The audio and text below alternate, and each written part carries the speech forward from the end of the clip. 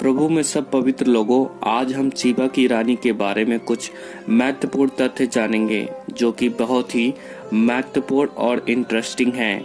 सीबा की रानी के बारे में बहुत सारी डॉक्यूमेंट्री और बहुत ही पुस्तकें हैं और अलग अलग धर्मों में अलग अलग बातें लिखी गई हैं जो कि कुछ सही हैं और कुछ गलत हैं, लेकिन जो बातें बाइबल में लिखी गई हैं वह सबसे महत्वपूर्ण और सही हैं, जिन्हें आज हम फैक्ट्स के रूप में जानेंगे।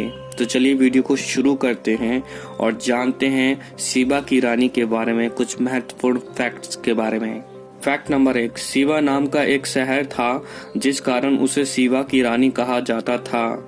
फैक्ट नंबर 2, वहाँ के स्थानीय लोगों को सिवाई कहा जाता था क्योंकि वह व्यापारी और व्यवसायी थे। फैक्ट नंबर 3, बाइबल के अंदर कई लोगों को सीबा नाम से भी जाना गया, जिसे हम दूसरा शमूएल 20 का 1 से 22 में पढ़ते हैं।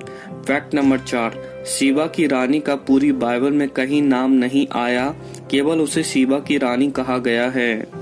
फैक्ट नंबर 5, सीबा की रानी बहुत ही समझदार और बुद्धिमान थी, जिस कारण वह कठिन प्रश्नों से सुलेमान की परीक्षा करने को आई थी, परंतु वह असफल हो गई क्योंकि सुलेमान उससे कहीं ज्यादा बुद्धिमान और निपुण था, क्योंकि परमेश्वर ने उसे बुद्धि का वरदान दिया था।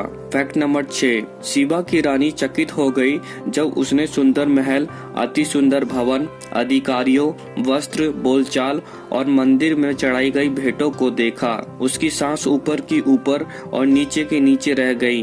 फैक्ट नंबर 7, सीबा की रानी ने जितना सोना, मसाले, रत्न राजा सुलेमान को दिए, उतनी मात्रा में फिर कभी किसी ने नहीं दिए।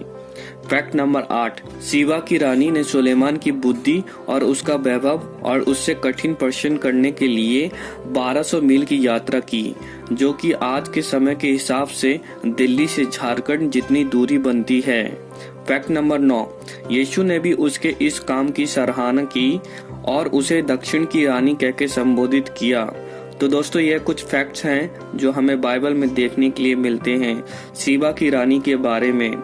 और अब हम कुछ अजीब से फैक्ट्स जानेंगे जो कि हिस्ट्री और अन्य धर्मों से लिए गए हैं। फैक्ट नंबर 1, बताया जाता है कि सीबा की रानी काली थी, जिस कारण कोई उसे पसंद नहीं करता था।